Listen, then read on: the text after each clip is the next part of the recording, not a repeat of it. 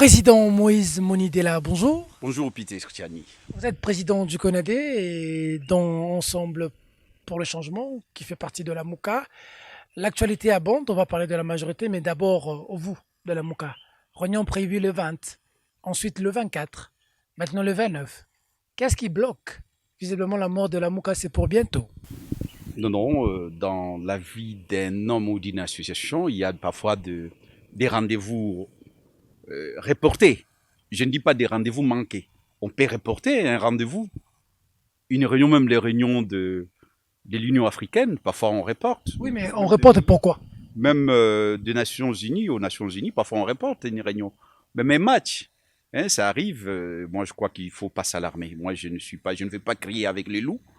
Les gens crient et vous voyez que moi, je crie aussi. Moi, je connais que c'est inhérent à la vie d'une association, d'un parti politique, d'une plateforme. Donc, ce sont des choses qui arrivent. Oui, mais dites-nous, on reporte pourquoi? La cause, les Congolais veulent savoir. Vous êtes un peu dans le secret des dieux. Dites-nous, pourquoi on reproche le 20, le 24, maintenant le 29? Qui bloque? Qui n'est pas là? C'est un problème d'organisation. Lorsqu'on organise quelque chose, on se rend compte qu'il y a peut-être quelque chose qui n'est pas à la place. Et on peut, tout à l'heure, là, pour les téléspectateurs, on a essayé un peu de repousser parce qu'on cherchait, les caméramans cherchaient, est-ce qu'il y a de contre-jours? Les caméramans font son travail. Vous êtes professionnel. Et il nous a déplacés, lui. Sur l'ordre du caméraman, il a dit que non, vous n'êtes pas dans les champs. Non, il y aura le soleil, il y aura le contre-jour. Ça arrive, Peter. Moi, je ne vais pas m'alarmer. C'est un problème d'organisation. Et je vous dis bien que la réunion se tiendra bel et bien. Et ça sera une grande réunion. Probable absence de Martin Fayulu. Hein. On est en train de pousser, semble-t-il, pour lui. Dans l'agenda est quand même très compliqué. Hein. Le président élu. Donc, vous savez, moi, je n'aime pas parler des gens. J'aime parler de l'organisation. Parlons de la MOUCA. Parlons de la MOUCA. Les hommes passent et l'institution reste. Ça voudrait dire quoi? La MOUCA, je l'ai dit sous votre micro, parce que la plupart des choses qu'on dit ici, j'ai l'impression que votre émission, votre célèbre émission, que j'aime bien, le devoir de mémoire ne joue plus son rôle. Vous ne jouez plus votre rôle de tenter de cette trouvaille dans la presse congolaise.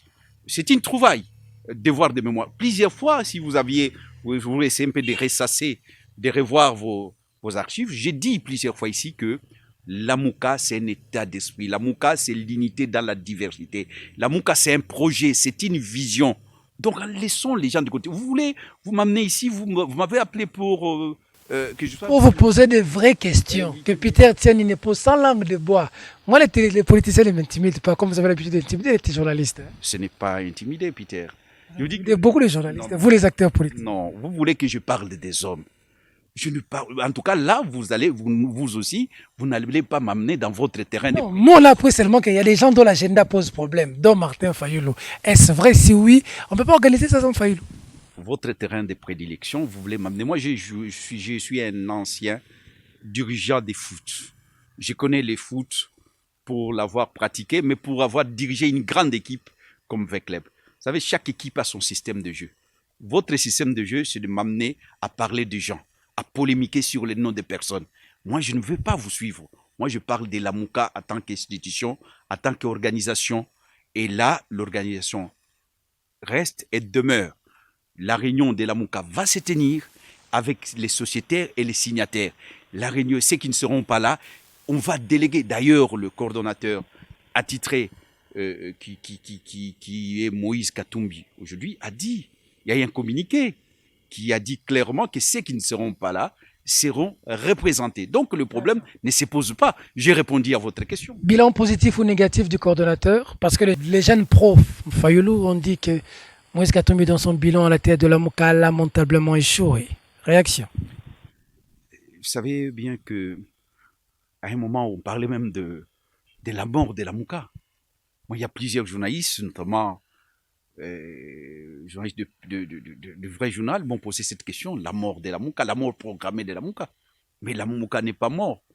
Et grâce à Dieu, grâce aux hommes, et parmi ces hommes-là, il y a Moïse Katumbi, qui ne voulait pas aller dans le sens de ceux qui voulaient enterrer la MOUCA. Il a tenu bon, les gens lui ont prêté des intentions de présomption, les gens ont sipité là-dessus. Moïse Katumbi a tenu un discours rassembleur, unificateur, alors que les gens voulaient l'amener à l'extrême. Et vous le savez très bien, parce que vous êtes un journaliste qui est au fait de l'actualité, qui suit l'actualité au quotidien, et vous savez de quoi je parle. Alors je ne vais pas, encore une fois, je ne vois pas que Bilan échec ou réussite, comme le disent les profs Fayoulou. largement, parce que je ne voulais pas répondre d'une manière mathématique. Bilan positif, oui, je dis positif, non. Je voulais essayer un peu de recentrer les choses, de recadrer les choses, avant que je puisse prononcer ces mots que vous voulez me tirer du verre de nez, en disant que le bilan de Moïse Katumbi est largement positif. Les manifestations qui ont été tenues et qui ont essayé un peu de bouger les lignes dans cette ville, entre autres, c'est sous les mandats, sous le leadership de Moïse Katumbi. Dans l'opposition républicaine ou de la vérité des urnes? Vous savez, dans l'intérêt du peuple congolais, tout ce que vous venez de dire là n'a de sens et de consistance. Et si on œuvre pour l'intérêt général, c'est pas moi qui l'ai dit, c'est Aristote, c'est l'un des penseurs politiques que j'aime beaucoup lire. Et il disait, la politique n'a de sens, de consistance et de substance si on œuvre pour l'intérêt général. Et si ce que vous venez de dire là, si c'est pour l'intérêt général du peuple congolais, tant mieux. Vous êtes dans la vérité des urnes ou dans l'opposition républicaine? Je suis dans l'intérêt du peuple congolais. Vous êtes ni dans la vérité des urnes, ni dans l'opposition républicaine. Mais j'ai répondu, je n'ai pas. Non, on veut avoir la précision là où vous êtes. Mais Peter Tiani, aujourd'hui, il y a un président qui est là. Qui les conteste? Dis-moi.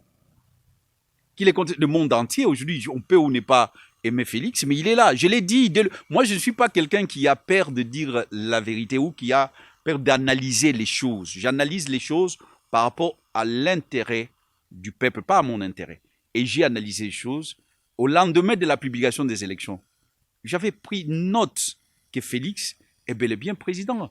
Et les autres n'ont fait que suivre ce que j'avais dit. Les gens avaient peur. Vous savez, les gens avaient peur même de dire la vérité. Même moi, même mon entourage me disait, il ne faut pas dire ça. Je disais non. Félix est là. Félix. Donc le combat de la vérité des urnes est un combat dépassé. Mais au même moment, je disais qu'on prend note, mais je disais qu'il ne faut pas diaboliser Martin Fayoulou. Parce que les combats de Martin Fayoulou, c'est les combats de tout la Mouka ou c'est seulement Martin Fayoulou? C'est les combats de la démocratie. Parce que ce que fait Martin Fayoulou permet la respiration de la démocratie. On ne peut pas l'interdire. Interdire quelqu'un qui se sent lésé dans un état de droit de revendiquer cela. Pourquoi? Parce que nous avons fait, soyons quand même honnêtes, soyons logiques, nous avons fait ces combats de la vérité des urnes avec le vieux Étienne. Demain, ça sera quelqu'un d'autre quand il posera la candidature. Et s'il sent qu'il a été floué, s'il sent qu'il a été floué et qu'il a des éléments probants, comment vous allez lui interdire de le faire? C'est pour ça que moi, j'ai été clair comme l'eau de roche dès le départ en disant que prenons acte, prenons note. Félix est là, il a été reconnu par le monde entier. Et d'ailleurs, peut-être je n'ai jamais eu l'occasion de le dire, j'avais beaucoup de regretté lorsque j'ai vu Martin Fayoulou aller à la Cour constitutionnelle. Parce que c'est ces jours-là qu'il a accepté que, comme qu'il a lui-même enterré, c'est les combats de la vérité. Comment ça? Mais parce que, après, la Cour constitutionnelle, quand vous allez à une cour... Vous reconnaissez la Cour? Non, mais moi je ne reconnais pas cette Cour. C'est-à-dire, non, comme Martin Fayoulou est allé, donc il a reconnu la Cour. Mais il a reconnu, il doit les vins tirés, il faut les boire. Il doit aller jusqu'au bout de la logique. Vous déposez un dossier à la Cour, vous demandez à la Cour de vous rétablir dans votre droit, parce que vous estimez que vous avez été lésé. Et lorsque la Cour se prononce, qu'est-ce qu'on fait? On s'incline, c'est comme ça. Il ne devait pas y aller. Et ça, en tant qu'ami, c'est un compagnon d'élite, Martin. Pour ceux qui ne savent pas, autant je suis Félix, c'est un frère biologique, je vais dire, un frère politique, parce que nous venons de le même placenta politique que Félix, l'UDPS, qui est notre famille, qu'une autre université commune. Autant Martin Fayoulou, nous avons cheminé ensemble avec lui ici. Il était coordonnateur de fac, j'étais coordonnateur adjoint. Donc je connais les joueurs et leur jeu. Et quand je parle avec autorité, je ne parle pas en l'air. Moïse Katumbi parle de l'opposition républicaine. Il est pris de court par les autres dans la Mouka, estimant qu'il a fait une bonne concession à Félix Tshisekedi, dont d'ailleurs vous reconnaissez ici être président. Mais de l'autre côté, Félix Tshisekedi ne fait pas de très bonnes concessions. On dirait, ce sera la première fois que je vous pose cette question. Il a reconnu publiquement que Salomon Kalonda devait rentrer chez lui, fils du pays. Mais jusqu'à ce jour, Moïse Katumbi est rentré pour la deuxième fois au Lubumbashi. Salomon Kalonda Dela n'est pas là. Réaction. Vous savez, c'est un dossier, je suis peiné de parler de ces dossiers parce que, bon, lorsqu'un président de la République s'exprime, mais la messe est dite. Il a dit des très bonnes choses, je ne sais pas si c'est nécessaire de les rappeler, mais pour la clarté du débat et de ceux qui nous vont suivre, le président de la République a eu des mots justes, juste parce qu'il a reconnu le droit de Salomon comme Congolais d'avoir son passeport. Et il est allé même très loin, en disant que c'est un frère, qu'il connaît bien et il était proche de lui. Et il ne peut pas lui faire du mal. Ce n'est pas un règlement des comptes. Mais qu'est-ce que vous voulez que je dise encore? Si j'étais je connaissais l'anglais, je pouvais tout simplement dire non comment. Oui, mais au niveau de la délivrance du passeport, c'est comme s'il se comporte comme la ministre du portefeuille avec les ordonnances de Fachi. Vous savez, oui, c'est ce que je regrette. C'est que nous avons reproché hier aux kabylistes, et à Kabila particulièrement.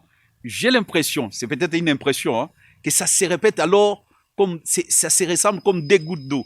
C'est lamentable pour nous qui nous avons combattu le régime de Kabila jusqu'à payer les lourds tributs.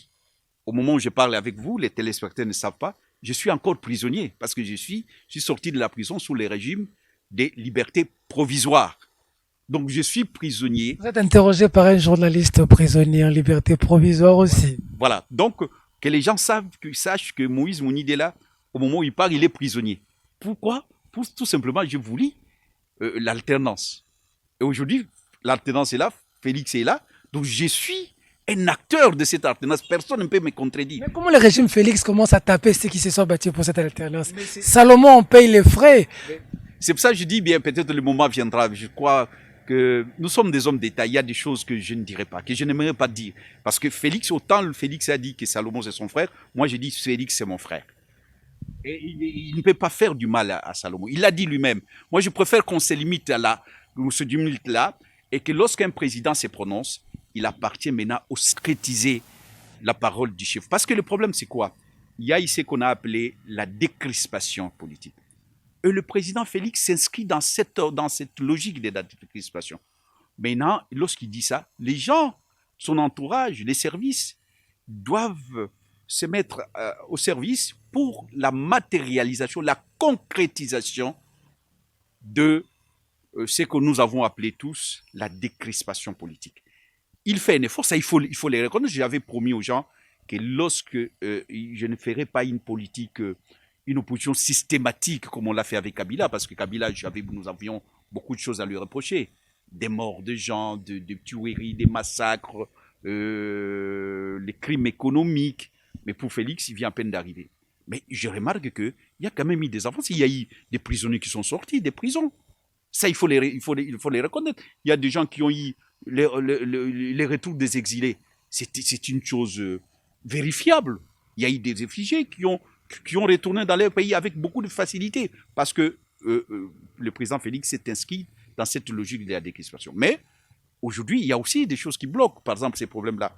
D'aucuns diront que pourquoi... Salomon représente quoi, Moïse Mounidela? Voilà. Qu'on se le dise aussi. Comme certains des proches de Félix m'ont clairement appelé pour me dire, dis Peter, toi aussi tu en fais un peu trop en parlant de Salomon. Il vaut quoi, il représente quoi pour que vraiment Félix... vraiment. Est-ce que vous voulez que je puisse vous répondre à ça? Vous savez bien, je viens de dire que je suis mal placé. Non, mais ça se dit. Moi, voilà, les gens m'ont posé la question pour dire Salomon représente quoi pour qu'on bloque son passeport. Tu veux que je crie avec les loups? Vous savez ce qu'il représente Salomon? Pour la petite histoire. Il représente quoi? J'ai refusé de parler des hommes. Pourquoi vous m'amenez toujours à parler des... Pourquoi je dois parler Salomon représente quoi? On a laissé Moïse Katumbi. Salomon représente quoi? Je viens de vous dire que je n'aime pas parler des hommes. Je me parle de la République. Parce que vous m'amenez à parler, mais accorde-moi juste 2 minutes. Salomon, c'est le président de PND. Il frôle même 20 députés. Les partis de Salomon. Donc c'est un leader, c'est un président d'un parti politique. Il y a beaucoup, parmi nous, même de ma génération, les gens de ma génération suivaient mon regard. Ils n'ont pas alors que des partis qui ont fait 15 ans, 10 ans, 20 ans, ils n'ont même pas de députés. Je vais paraphraser un journaliste, Mike Mukebai. Mike Moukebaï a dit, quand les gens disent que Salomon représente quoi, ça dit ces gens-là, ils ne savent pas le dessous de la carte. Ils ne savent pas les choses qui s'est passées dans l'opposition. C'est qu'ils disent ça, mais l'opposition, et la plupart aujourd'hui, nous sommes au pouvoir, la plupart. Et Salomon connaît beaucoup de choses. Salomon, c'est l'oreille du chef, c'est celui qui écoute, qui voit, mais qui ne parle pas. Salomon, c'est celui qui oriente les choses sans crier. Et Salomon il était dans beaucoup d'émissions, des missions de nocturnes comme du jour. Salomon était dans tous les pays ici africains, dans tous les sommets, que ce soit de l'OIA, il faisait quoi pour les comptes de l'opposition d'hier. Salomon a fait beaucoup de choses. Ne me poussez pas à parler parce que, vous savez, non, vous comprenez un peu, comprenez mon... je ne peux pas dire mon émotion, mais... Votre passion du Congo, comme a dit Kabila. Oui, vous comprenez ma réserve, hein, parce que j'aime bien me réserver sur... C'est un sujet au lieu d'aller dans les détails, sinon je risque d'être vulgaire. Dernier dossier, FCC Cash, ça brûle. D'abord, affaire Colibé, c'est l'UDPS ou Fils Mokoko de l'UDPS qui traite Kabila de Satan. Il n'est pas d'accord avec la coalition. Ensuite, c'est le PPRD qui réagit en disant que nous réclamons la vérité des urnes, nous avons donné le pouvoir, vous ne respectez pas les accords. Et ensuite, c'est Bati qui sort la tête. Et aujourd'hui, l'élection au Sénat, Bati pose, Tamomamba pose. Votre réaction? Ce qui se passe là, c'est chantage et enchère. Ça, c'est un politique qui parle. Oui, chantage et enchère. Ils sont en train de faire... Tout ce que tu vois là, il n'y a rien. Saupoudrage. Saupoudrage, comaltrage. Il n'y a rien, il n'y a rien. Qui sont en train, je vois les gens, c'est... Ça, le peuple n'aura que les yeux pour pleurer. Parce que deal les amakasi. Donc le deal est tellement solide parce que il va de l'intérêt de l'un et de l'autre. L'intérêt de Kabila et l'intérêt de Félix. Au-delà des intérêts des deux personnes que je viens de citer, des illustres personnes, les deux présidents.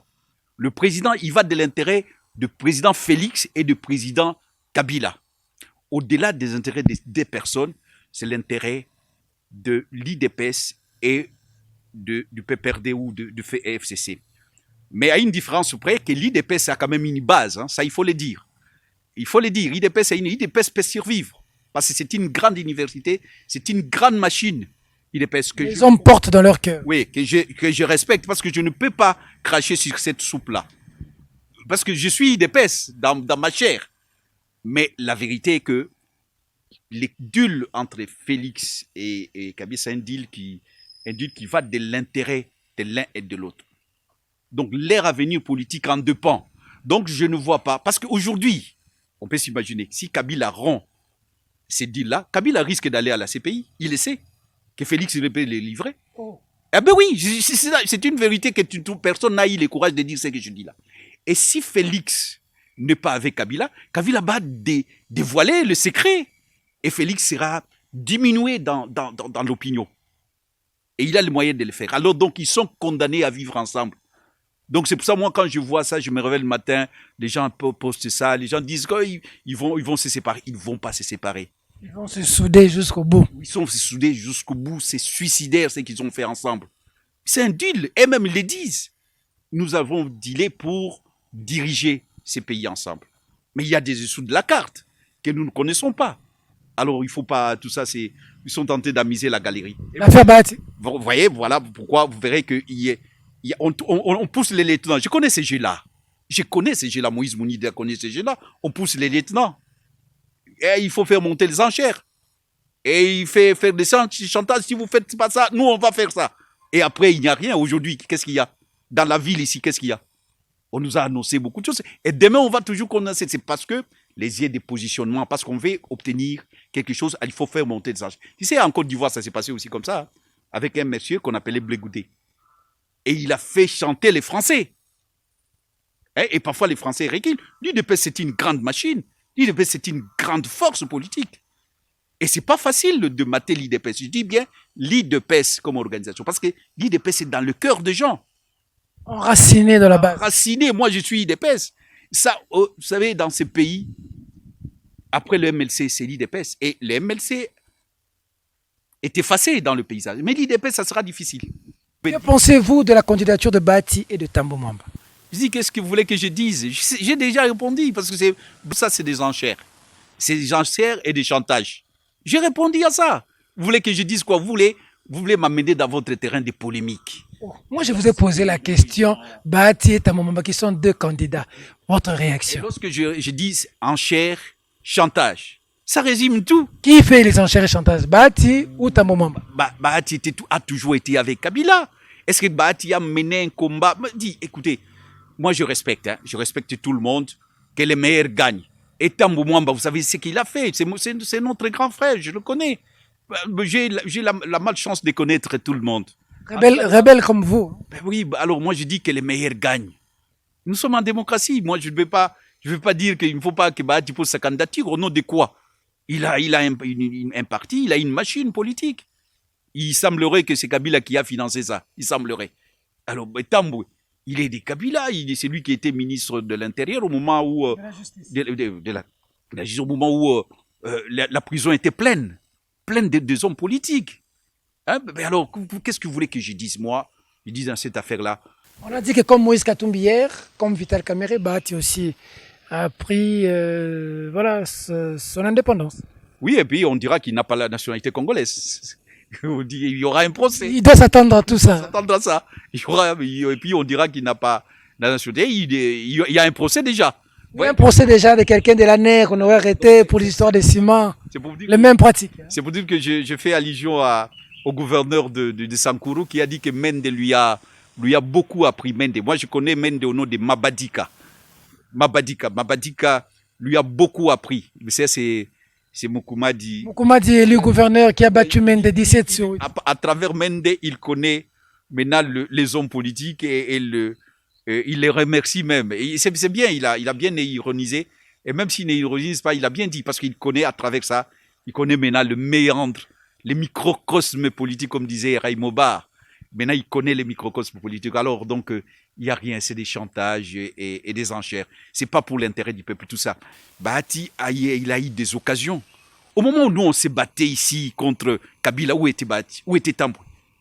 Il y a des gens qui n'ont jamais fait les combats du peuple, Peter Tian. Ils ont fait les combats de leur ventre, de leur famille. Nous, là, Moïse, mon idée, là, je ne dirais pas que je suis pauvre, mais je ne fais pas la politique pour la vente. Sinon, je serais au gouvernement de Tibala. Tibala, c'est mon ami, c'est mon compagnon de lutte. Il est là. Le jour qu'on est venu voir Tibala, on est venu négocier avec Tibala. J'étais là et la personne qui est venue négocier avec Tibala et avec moi dans la cellule, nous étions dans les cellules de Makala pour qu'on entre au gouvernement. Mais moi j'ai refusé. Et la personne est là, il est même ministre. Il est ministre, bon, il vient de sortir, il est venu discuter avec nous pour qu'on entre au gouvernement. La personne, c'est qui? Non, un jour, on le dira. Dans mes mémoires, je vais écrire. Moi, je ne ferai pas comme d'autres hommes politiques qui n'écrivent pas, qui ne lisent pas. Moi, j'écris. Venez vous étiez là tout à l'heure avec moi, vous étiez étonné de voir le livre. Tous ces livres que vous lisez. Les livres, donc je lis parce que les hommes politiques ailleurs, ils écrivent. Voyez si, par exemple, Tshisekedi avait écrit. Tshisekedi, Kibasa, Nguza Karlibond. C'est ce qu'ils devaient nous léguer. Nous avons besoin de ça. Hein? Ils devaient nous apprendre à pêcher que de nous donner du poisson parce que les livres apprennent. Et moi, je vous informe que je vais écrire mes mémoires. Et dans ces mémoires, je vous dirai ça. Et la personne est vivante. Moi, je ne parle pas en l'air. C'est pour dire que les gens que vous venez de citer là, je dis que, bon, libre à eux d'être candidat. Quand vous cèdez le micro, c'est normal, un politicien qui, ça vient toujours, ça coule. On risque de faire 2 heures ici. En 10 secondes. Si Félix Tshisekedi vous appelait pour apporter votre expertise au gouvernement pour aider la République, comme à Tongola la BAD, vous irez ou pas? Déjà, vous avez 10 secondes. Je dis bien que Félix, c'est un frère. Un frère, pas peut-être biologique. Moïse Mounidela, vous l'avez dit déjà. C'est votre fier frère politique. Je vous suis à la lettre. Okay. Donc, vous irez, oui ou non? Un frère politique, si c'est pour l'intérêt du peuple, pourquoi pas? Moïse Mounidela, merci. C'est moi qui vous remercie.